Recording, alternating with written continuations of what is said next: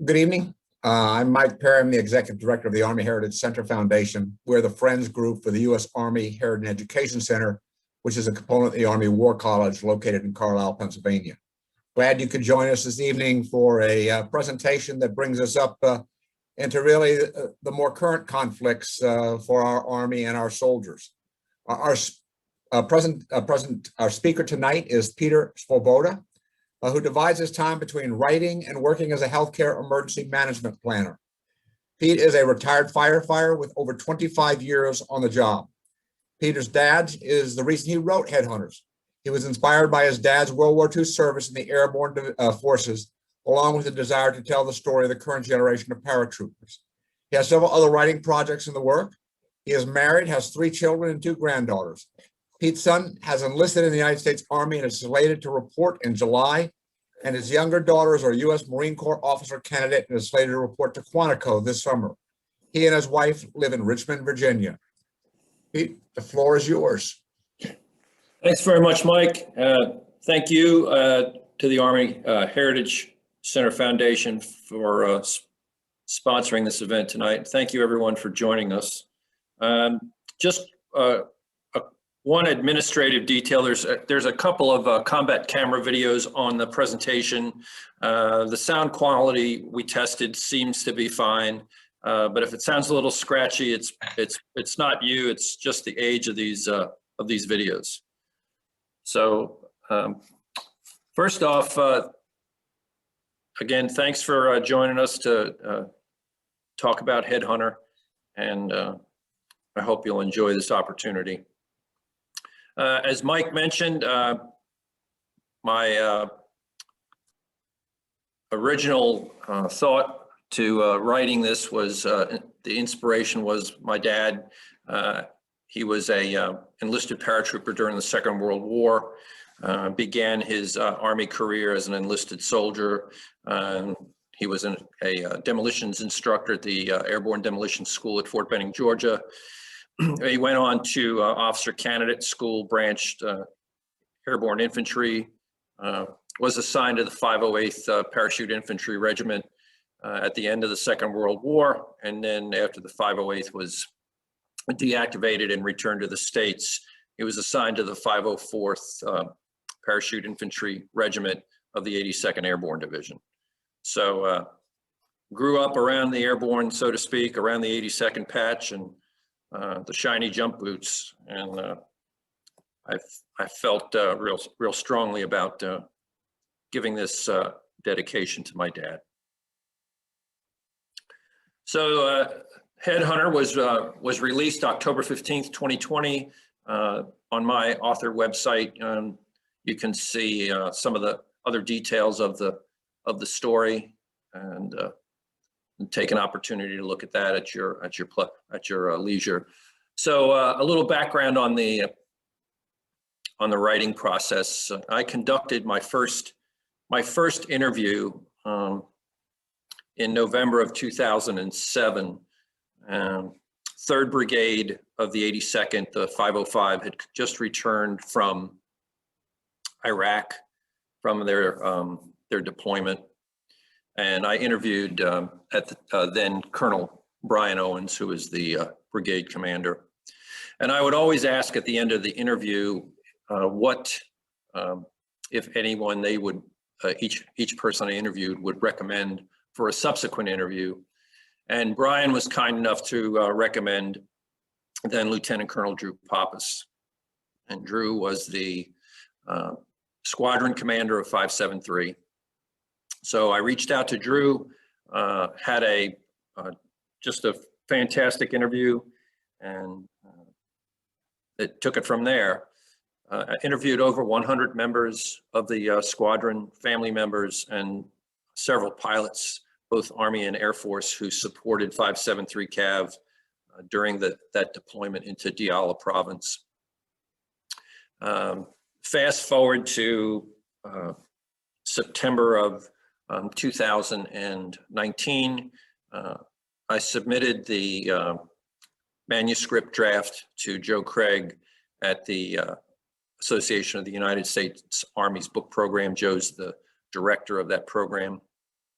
Joe was very interested in the project, very supportive, and we worked on several additional drafts and fine-tuned the manuscript, and then Joe took the finished manuscript and submitted to Casemate Publishing for consideration, and they were very interested in it, and of course published Headhunter. So that's the process in a sort of a accelerated way. As you can see, it took quite some time for me to finalize the project. As a matter of fact, I originally started the project in 2004 with a much larger book project idea in mind, centered around the 82nd's War on Terror deployments. And that has taken me into my next project that I'm working on now, which is a subsequent book on the other deployments and soldier stories, paratrooper stories. So what makes this book different? I have never experienced combat. I've never been overseas. I was essentially a complete outsider who injected himself into this world of the 82nd Airborne, of paratroopers, and with the hope that they would be willing to tell their stories. I was very pleasantly surprised that there were so many paratroopers who were willing to tell their story, not just 573 paratroopers, but others, as I mentioned earlier.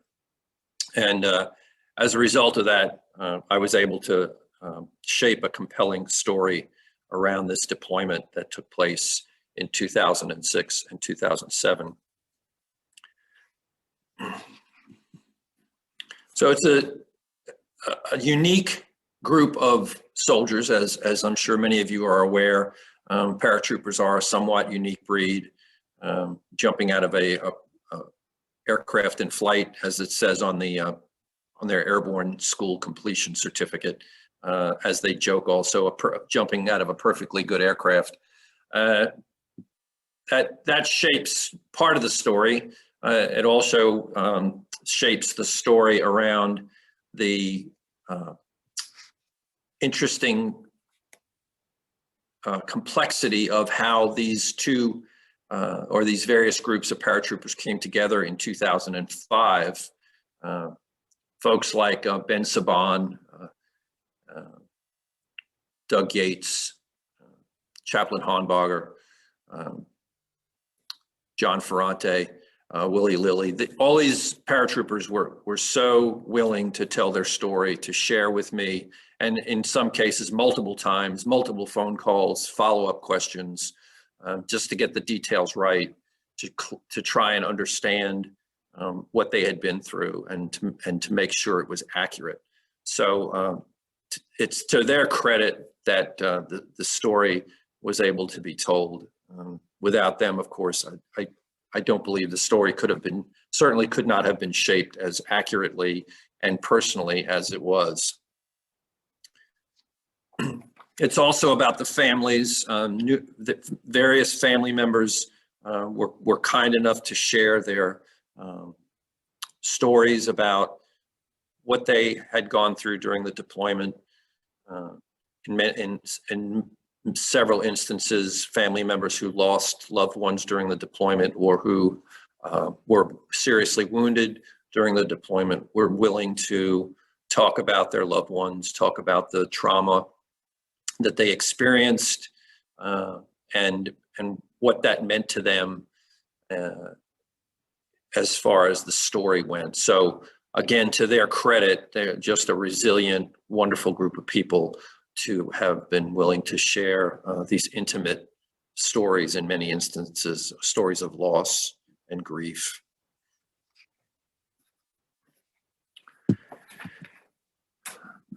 .573's story begins in 2005. The Army, as you may know, was going through what was called transformation. So Essentially what we were seeing at that time was the big army had decided to reshape the brigades, number of brigades, how brigades were shaped around the division. The 82nd was no different than any of the other divisions in that they would lose, essentially they would lose one brigade. They would have in its place a cavalry squadron. So what was at one time a 3 battalion brigade became a 2 battalion brigade.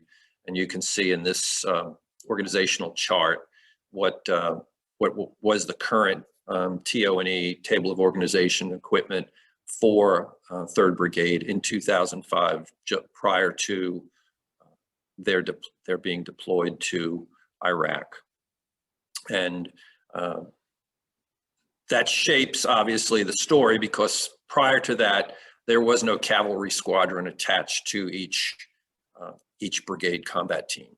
So that brings us to the fact that 573's flag colors are unfurled.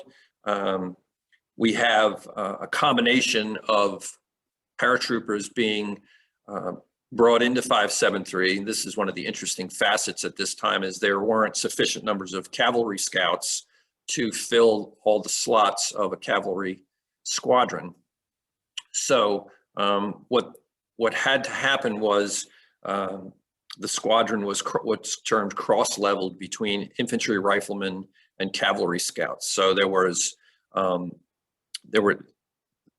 several troops had infantry, riflemen, and then they were cross-leveled in other troops with cavalry scouts to meet the manning that was necessary to deploy the squadron effectively.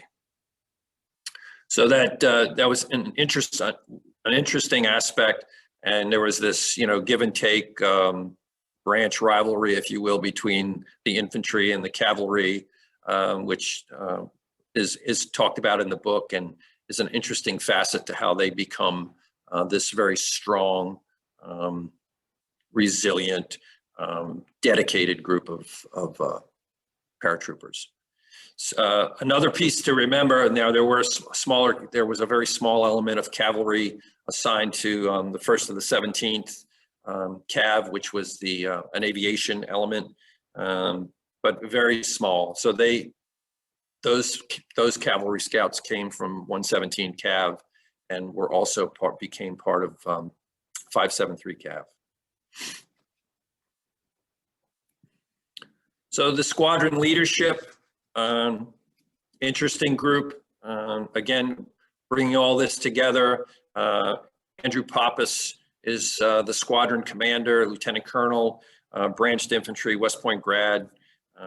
One of his favorite sayings is, you have to give a hug to get a hug. Real personable, warm, approachable individual, really begins to bring these diverse group of paratroopers together. He gets to essentially pick the cream of the crop, if you will, to shape 573, because they are the first cavalry squadron to form in the 82nd. So Major General at the time, Major General Bill Caldwell, who's at the time is the commanding general of the 82nd, handpicks Pappas to lead the squadron. So Pappas in turn chooses Townley Hendrick to be his executive officer. He's got Ray Edgar, the squadron command sergeant major, who comes back to Fort Bragg, a longtime 82nd paratrooper.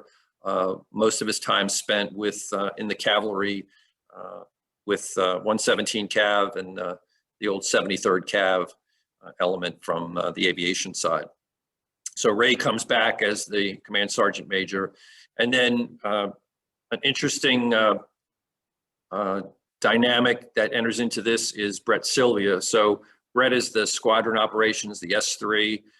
Brett is branched engineer. So interesting that dynamic in that He's not branched infantry like Lieutenant Colonel Pappas or Townley Hedrick, but he's a real smart, sharp, articulate individual. He's a quick study, and he becomes an integral part of the operations that take place over the next 15 months in Iraq that 573 operates in. So as you can see, Andrew Pappas goes on to become a general officer. He's currently at the Pentagon. Brett Sylvia is currently a brigadier, and he is at Fort Hood, one of the two deputy CGs assigned to 1st Cav, and Townley is currently the deputy commandant of the infantry school. So many of these officers that you see continue their Army careers after 573 and obviously are very successful. Ray Edgar is at the top of his promotion ladder when he is assigned to 573. He has since retired. But real dynamic group of people, and lots of stories in the book about them and how they lead. The troop leadership is composed of three troops: Alpha, Bravo, Charlie, and Delta Troop is the support troop, the support company that comes out of 3rd Brigade. They take on the title of Delta Troop, true to the cavalry tradition of troops being equal to that company level position, organization. And then we have the headquarters troop. So Mike Few is in command of Alpha, Stephen Dobbins, Bravo, John Carson, Charlie, Jake St. Laurent is the Delta Troop commander, and Phil Kinnery is the headquarters troop commander. Alpha Troop, Mike stays with Alpha Troop to almost the very end. Same with Dobbins. John Carson comes back mid-tour to handle the rear detachment responsibilities. Jake leaves Delta Troop about halfway through the deployment, and Steve Magner comes in and takes his place. And then Phil stays with headquarters for the duration of the deployment. The senior non-commissioned officers, so Alpha Troop, Tim Matheny; Bravo Troop, Mike Clemens; Charlie Troop, John Coomer; Delta Troop, Doug Yates; and then Headquarters Troop is Royce Manis. Again, a strong group of senior NCOs. Matheny goes on to Command Sergeant Major responsibilities at the division level. Mike retires several years later after his deployment with 573. Same with John Coomer. Doug Yates retires soon after, and then Royce Manis goes on to Command Sergeant Major responsibilities, and he's now retired. But very strong leadership. Again, a lot of stories about these 5 NCOs, and just an enormous amount of willingness to tell their stories and how they supported the mission. So Alpha Troop, pardon me, Alpha Troop comes in, correction, 573 comes into Kuwait. They're essentially the day before they're to move into Iraq. There's a change of mission. And Alpha Troop is going to be detached for a separate mission in and around Zagania. They wind up establishing a patrol base, Otis, to deal with the challenges of insurgent sectarian violence activity in and around Zagania, and another small town called Abu Saida. So there's Little Abu Saida and Big Abu Saida, and they essentially drop themselves right in between the two, and all the sectarian violence that's going on. They begin their combat operations in that area. So they begin to learn a lot about this part of Diyala Province very quickly. And there's some really interesting stories about how they go about that and some of the missions that they are involved in during that period of time. So Bravo Troop, again, under the command of Stephen Dobbins, they begin this, what Brett Sylvia called this quest for intelligence in and around the Turkey Village area. And they begin to see this insurgent activity of a group of enemy fighters called the Council, an Al-Qaeda-like cell. And they begin to track some of the violence and the enemy dynamics that are involved in that area. And this is a precursor to one of the first operations that 573 does, squadron level operations in and around Turkey later on in November of 2006. Charlie Troop is given the mission of supporting the Department of the border guards in the DBE border guard training, and they're also given the additional responsibility of reconnaissance of and trying to determine the movement of explosives and weapons over the Iranian border from Iran into Iraq, which, as you may know, is a significant part of the improvised explosive device danger that all our troops are facing during this period of time, and throughout the various Iraq deployments.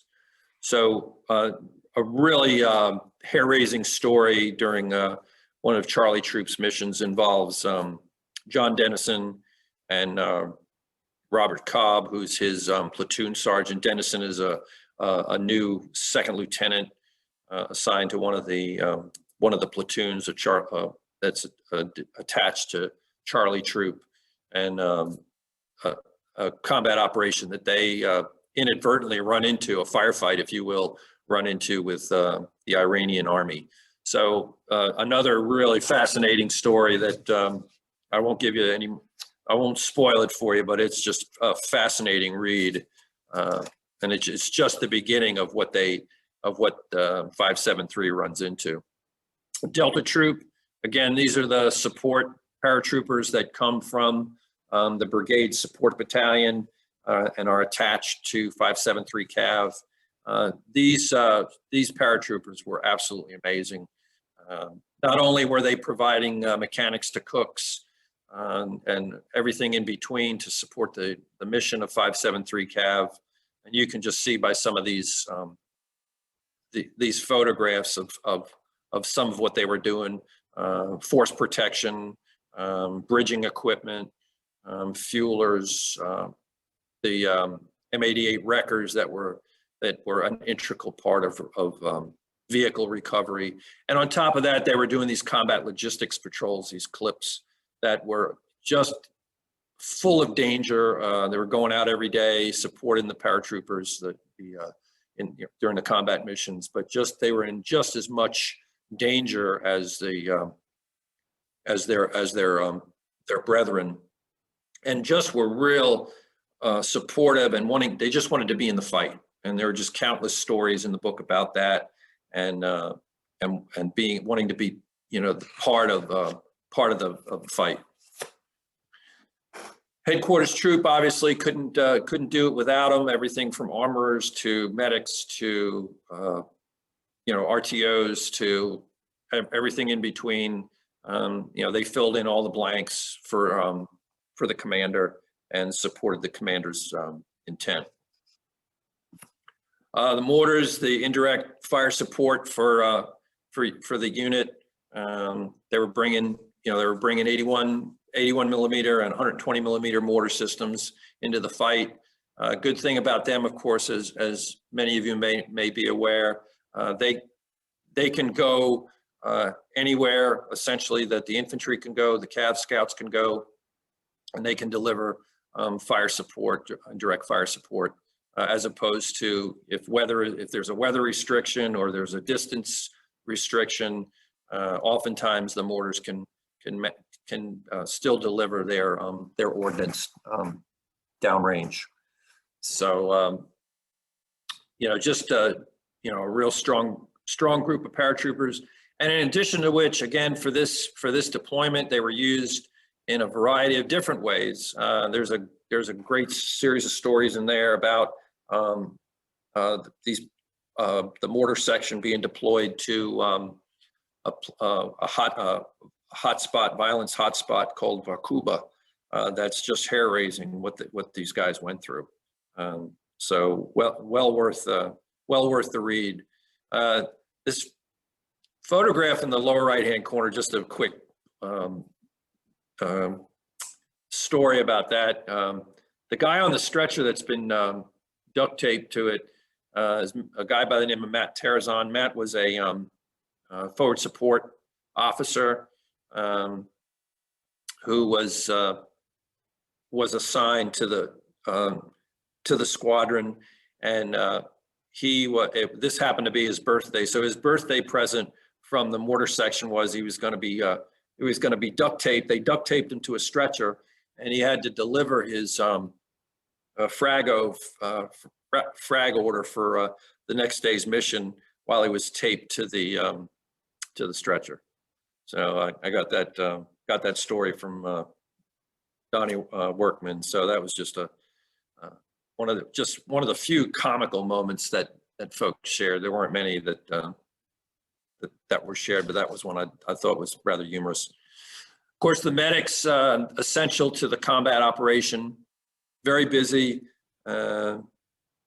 Although the actual first injuries don't even occur until September, combat injuries, and then after that it changes dramatically, and you'll get a sense of that in the book of how quickly it changes and how significant that becomes to the story. And you've got the medics assigned to each platoon. You've got a physician assistant by the name of Brad Rather, Major Brad Rather, who is just a phenomenal officer, extremely supportive, prior service enlisted, airborne infantry rifleman, gets his promotion or becomes an officer, first a nurse, then goes back and goes to PA school, becomes a physician assistant. And then there's the squadron surgeon, if you will.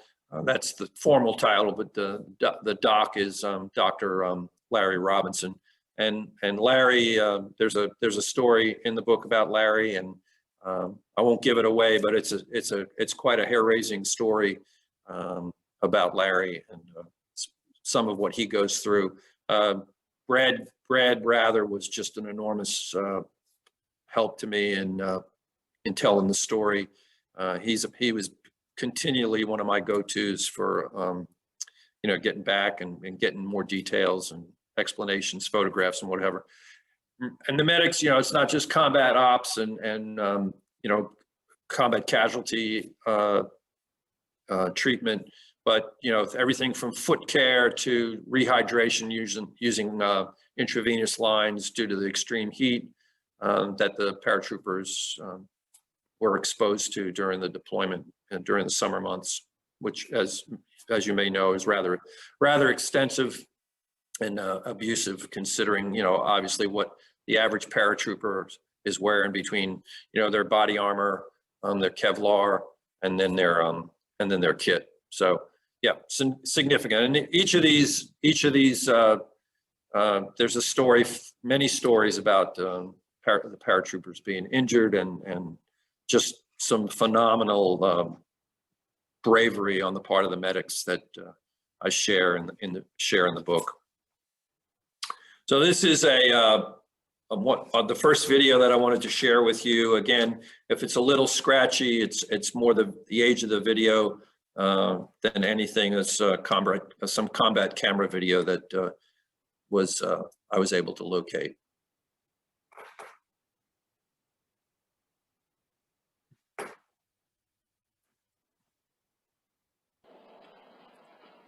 Medics train for the worst, a soldier falling wounded on the battlefield. Medics perform procedures normally done in hospitals, while dealing with the fact soldiers under their care are rarely strangers.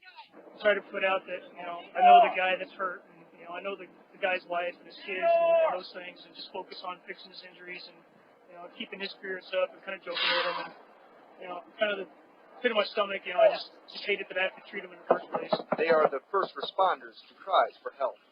Medics keep soldiers alive and stable until medevac arrives for transport to a combat support hospital.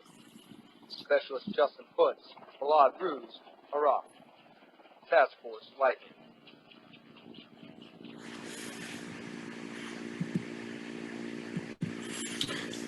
So the gun trucks become, of course, an integral part of getting around the battle space. And they start off with some really antiquated Humvees that have to be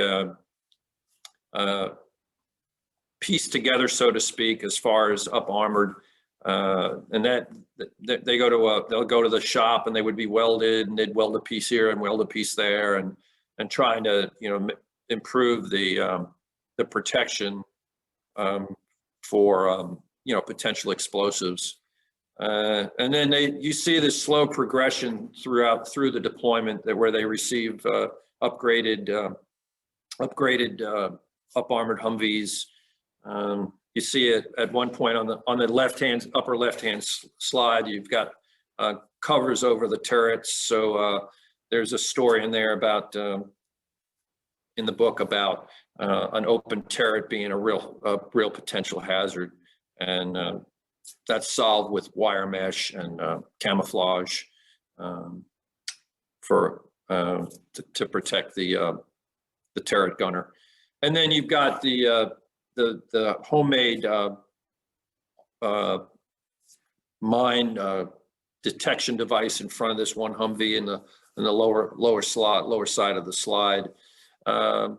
Various armaments, 50 caliber, the 240 and 249 machine saw and the machine gun, the Mark 19 grenade launcher. So you got a wide variety of weapon systems that are being attached to or can be attached to the gun trucks. But again, improved survivability significantly. Again, there are several stories in the book about how these gun trucks literally save the lives of paratroopers during the deployment. Aviation support, the two principal elements of Army aviation support the 573 missions. One of the first of the 82nd Attack Aviation Battalion, which is organic to the 82nd Airborne, is the attack aviation, so the Apache gunships, and then second of the 25th Aviation Battalion, which is organic to the 25th Infantry Division, which was one of the other Army divisions that was deployed at the time where 573 was operating. So second of the 25th is led at that time by Frank Muth. Great story in there about how Frank and Brett Sylvia come together and work up just a fascinating battle plan for the use of aviation in expediting troop deployment. Just a great story. Talks about the Blue Book and just super effort on both their parts. It just shows that level of cooperation, and also talks about the aviator reality and what that's like for the paratroopers going into these operations. And then first of the 82nd Attack Aviation Battalion. That was Dave Fee and his pilots. Again, just super aggressive, willing to take significant risks to support the paratroopers when they were in some really significant firefights. So great stories in there about that and what that support was like. There's also before I get away from the aviation piece, there's several great stories in there about Air Force pilots supporting the mission, danger close deployment of munitions in order to protect paratroopers that were under significant fire and with wounded troops on the ground. Just again, can't speak enough for the bravery of these pilots and their willingness to support the mission of the paratroopers. Interesting, just a sidebar here about getting around. The John Deere Gator, they had a couple of them attached. You can see it's quite a workhorse. They could, usually they'd deploy with it out the back end of a Chinook helicopter. You'd get a couple of medics sitting with it, and the troops would drop off their kits and move through the palm groves and work their missions. And then, of course, if there was a casualty, they could quickly move in and scoop up the casualty and get them to a casualty collection point and get them medevaced out. So real useful piece of equipment. EOD, explosive ordnance disposal. Again, a number of different stories about these EOD techs coming in and working with, obviously there was a significant explosives danger posed in theater. And EOD was there on a regular basis to either disarm or retrieve explosive devices or detonate them in place, whatever they deemed appropriate. So really interesting dynamic, and they obviously came from the Army. There were, depending on the mission and who was available, there were, obviously Air Force and Navy EOD techs also supporting the effort, but just again, a super group of support soldiers and personnel that were, obviously doing some really high risk work. So the AO, very quickly, you're looking at a close-up, if you will, of Diyala Province, east of Baghdad, all the way to the Iranian border, down to Waset, the border where it borders Waset province, up to where it borders Sulaymaniyah province, and to the west slightly, Salahuddin, which was where the rest of 3rd Brigade 505 was. Colonel Owens and the rest of his 2 battalions and the 319 Airborne Artillery. So they had their missions. They were dealing with some significant violence also. They took some significant casualties. Their stories are equally hair-raising and hazardous. But you can see just a couple of the highlighted areas very quickly. Turkey in the lower part of the box. The yellow arrow becomes the first big operation for the squadron, and then we move. That occurs in November. Beginning in November 12th of 2006. So just quick points here: strategic location on the Iranian border, confluence of anti-Iraqi forces and Iranian intelligence, historic smuggling route to Baghdad, and it's really a last opportunity to interdict before the cover and concealment of the cities in western Diyala are afforded to the enemy. So, some significant challenges. You can see the complexity of this schematic. It is a complex problem set just to look at, but these are all the potential bad actors that confront the squadron when they arrive in August of 2006. So significant enemy activity and very varied, right? So complex. Enemy fighters, insurgents, terrorists, you can see obviously the whole gamut of what they're up against, whether it's small arms, ambushes, lots of IED detonations, enormous numbers of caches that are discovered and destroyed. So and this is what the Turkey Bowl 1 becomes. I'll hit on that in a moment. Again, IEDs, you can see the damage that's wrought by these explosive devices. And there are numerous stories in the book about these and the results that they incur on the squadron's paratroopers.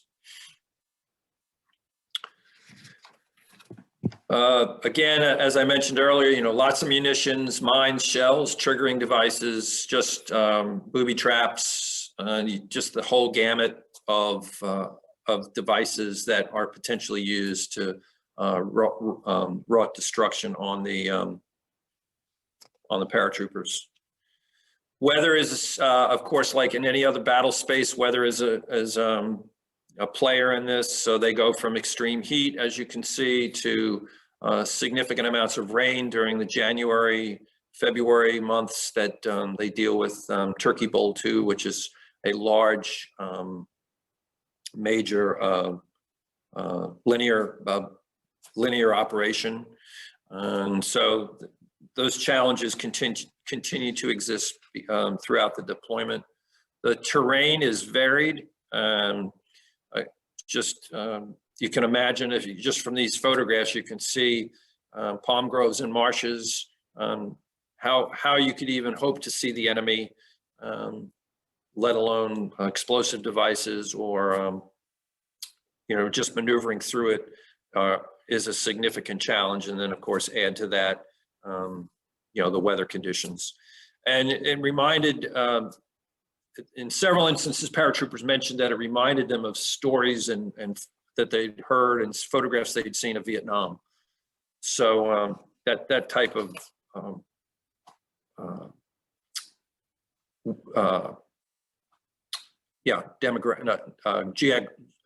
geography, if you will. Terrain, again, the other side of that were deserts to urban-like towns that they were confronted with, and of course the patrol bases were in these urban centers like Zagania and Belarus and Turkey and Cuba, and they each of those had to be cleared and patrol bases established. Combat operations, again, the whole gamut. Significant clearance operations, patrols, searching of houses. Around every corner was another hazard, of course. Attacks on patrol bases, sniper operations. The book just gives you an absolute wealth of exposure to what the paratroopers went through and the type of operations that they experienced throughout the 15 months. The react to contact, again, many opportunities for the paratroopers to confront the enemy, and combat operations, again, were a significant part of the 15 months. Tunnels and spider holes, again, reminiscent of other, the Vietnam era VC, North Vietnamese, using the tunnel systems. These were not as extensive, but would find munitions and food and bedding and so forth when they would go in and search these. Presence patrols became a daily routine as far as the troops establishing patrol bases. Constant patrolling, presence patrols were a part of the daily routine to stay in touch with the community, to find out what community needs were, and to try and gain intelligence on these the potential for enemy activity. So Turkey Bowl 1, as I mentioned earlier, it starts out as an aerial reconnaissance. They discover a hidden cache in a large Connex box that's partially buried, and then it goes from there. It becomes the first squadron-sized combat operation, and the squadron also takes its first fatal casualties. It's for its first KIAs, and there are several stories about that are, of course, gut-wrenching in detail, but just give you an idea of what they were up against. They move from there. The decision is made. They're going to, by command, by Lieutenant Colonel Pappas and Major Sylvia and his staff. I neglected to mention the other S's. We had S1 was drawn, and there Jake, and then John Grassbaugh and Burkett. These were different officers that were part of the decision-making process. So Turkey Bowl shaping ops, essentially what they're going to attempt to do and are successful at doing is pushing the enemy back into this kill box, if you will, back to Turkey. And so they spend the whole month of December doing that. There's some significant issues around that, and I'll just give you this this video of one of the raids that they performed.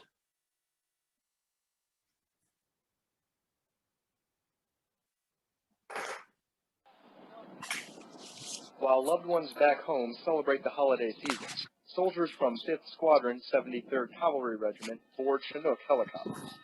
They are conducting an air assault on insurgent strongholds southwest of Balad Ruz, Iraq. Bravo troops' mission during the operation is to secure a compound, detain suspected insurgents, and conduct sensitive site exploitation. What we do there is we clear the whole room, search through everything for sensitive items, as in weapons, cell phones, any digital photos, if they're military photos, paperwork, anything that we could take so we could be able to find the terrorists. Soldiers secure the compound quickly and begin searching the area. Teams carefully catalog each weapon and digital device for intelligence and use in possible criminal trials. 4 AKs, 21 magazines, 2 frag grenades, a 9mm pistol, a Dragunov sniper rifle, a PKM, and undisclosed amount of rounds. Soldiers hold the compound throughout the day until helicopters arrive for pickup. They dust off for home, mission accomplished. Specialist Justin Putz, Balad Ruz, Iraq. Task Force Lightning. So that leads us into January of 2007 and the clearance of Turkey during Operation Turkey Bowl 2 becomes a large-scale linear operation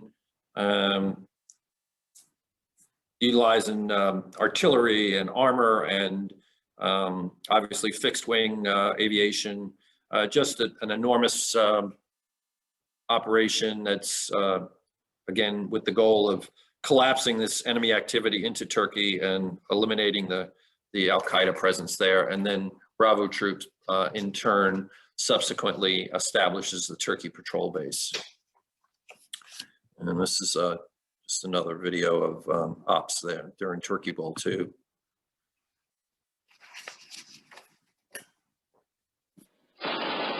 coalition forces in Iraq kill nearly 100 insurgents during Operation Turkey Bowl 2. U.S. and Iraqi forces discovered 24 weapons caches with over 1,000 Katyusha rockets and detained 57 suspected insurgents. The insurgent stronghold in and around Turkey Village was a training ground and major supply depot for insurgents throughout the country. We denied them a financier, we denied them a sanctuary, and in doing so, they no longer have a base which launch operations that affect both their executed forces, the coalition forces, and the government as a whole. The area was under the control of a Wahhabist extremist group known as the Council. So the council itself is no longer an effective entity. Those that did survive or escape are now newly homeless. There's no safe haven, there's no sanctuary, and they're aimless. This squadron, 73rd Cavalry Regiment, is following up on the operation by establishing a patrol base in the area to deny its use by the insurgency. Specialist Justin Putz, Balad Ruz, Iraq. Task Force Lightning. So as a result of Turkey Bowl, the operations of Turkey Bowl 1 and Turkey Bowl 2, a recommendation was put in for the for 573 CAV to be awarded the Presidential Unit Citation. That was approved, and that award was made the following year at Fort Bragg by the then Division CG. Well, actually awarded in May of 2010. So that we're in January at this point, and then of course we still have until essentially October of 2007 involving combat operations for that entire period of time. They move into the Diyala River Valley, if you will, clearance operations of Asada, Zagania, Kuba, Mukisa, Hadmaskar, Karbahat. So all these different towns and villages require clearances, and then they're required to hold them and then rebuild them and support the population, and in an effort to keep Al Qaeda and the other insurgent groups at bay.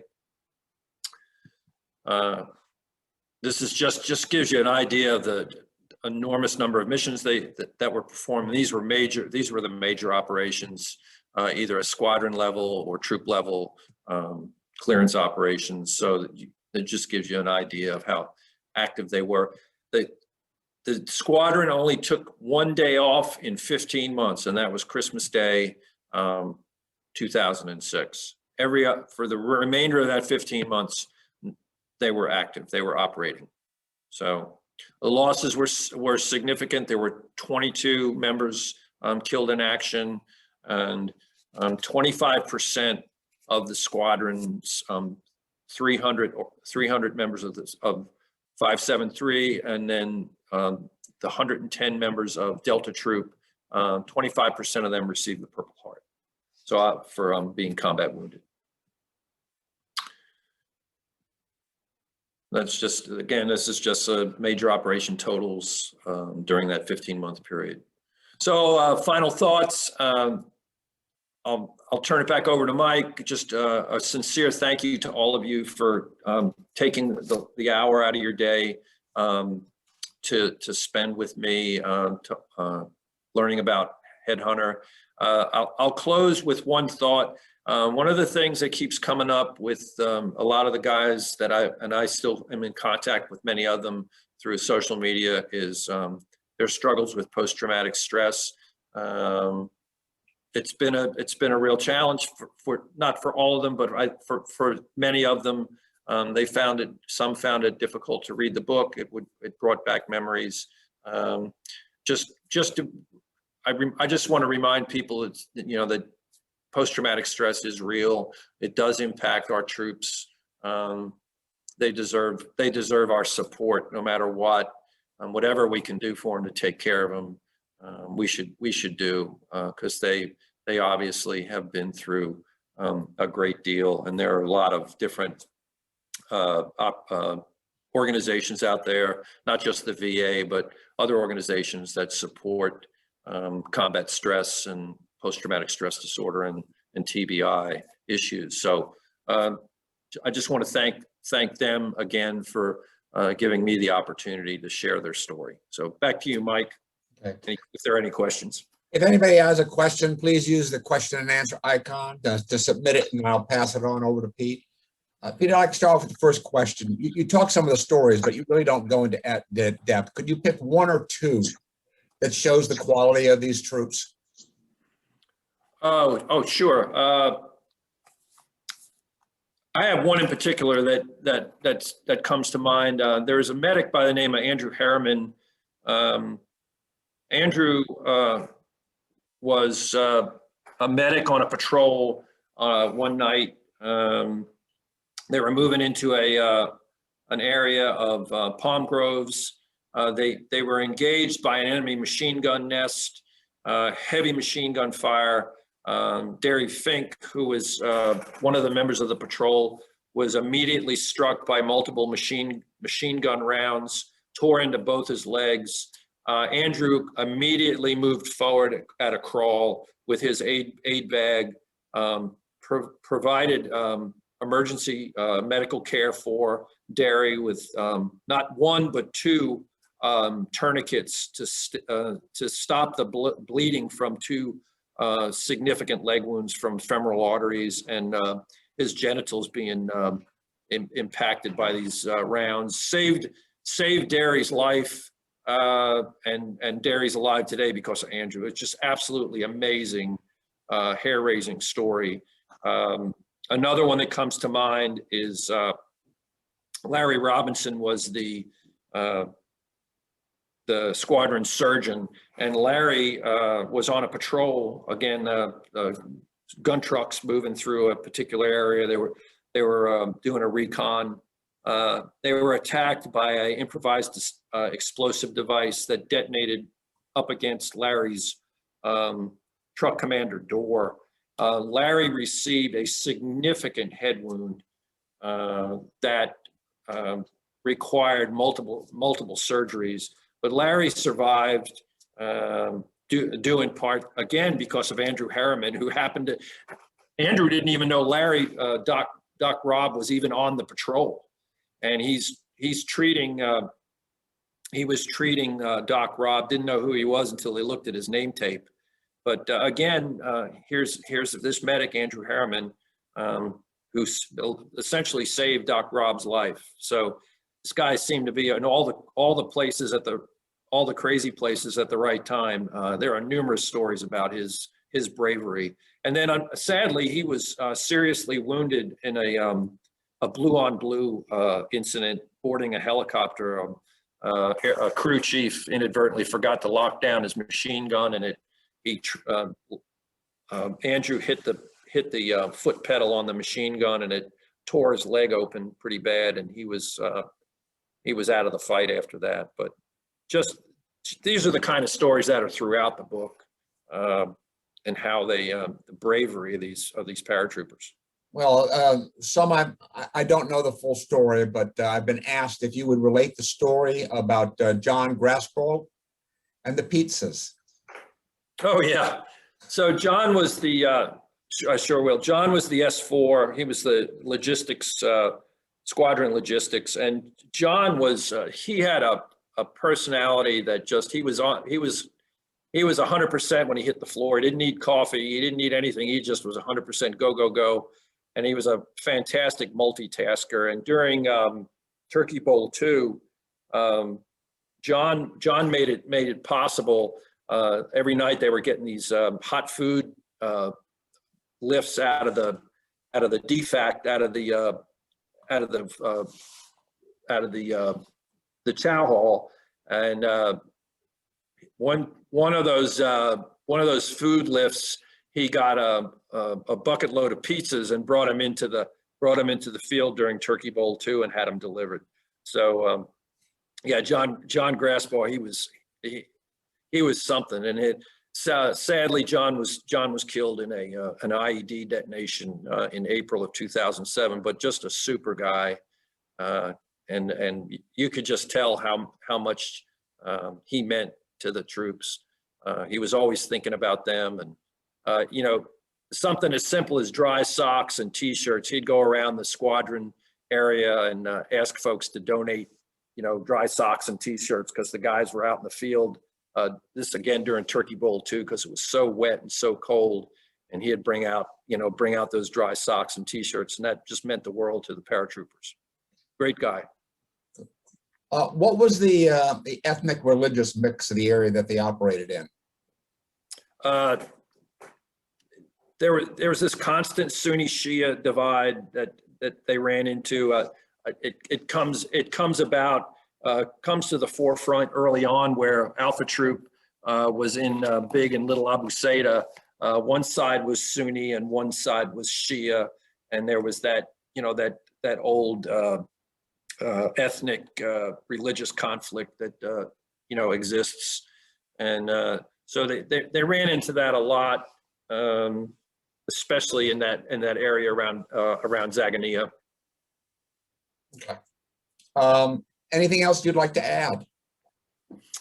No, this slide here at the end is the memory slide for on the T wall that they took possession of, and it lists all the 22 names of the paratroopers that were killed in action.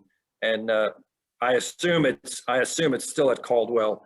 I have not been able to confirm that, but these are all over the forward operating bases in Iraq, and I assume Afghanistan also. But this was just a memorial that was left there to those 22 fallen. They didn't bring it home? To the best of my knowledge, it's still at Caldwell. Nobody has ever been able to tell me otherwise. So, okay. Well, we did have we worked with one author who published a book on the unit art on all the T-walls. Yep. And it's a shame that we left so many of that over there, and I don't know if they've been painted over or what's happened to them, but the memorials that the units made on the spot, I think, I'm glad they captured them. I'm glad you at least have the image of this particular T-wall. Yeah, it means, yeah. So I'd thank you again